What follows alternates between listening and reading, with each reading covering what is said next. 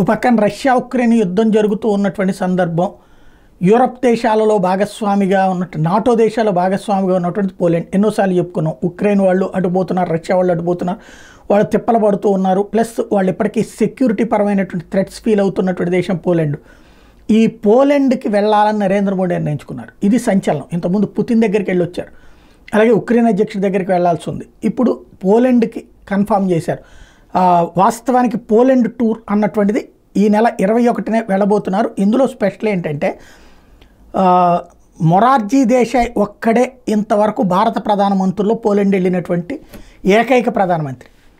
ఆ తర్వాత 1979లో ఆయన పోలాండ్ వెళ్ళారు. ఈ రోజు వరకు ఏ ప్రధానమంత్రి అంతకు ముందు కానీ ఆ తర్వాత కానీ వెళ్ళాల.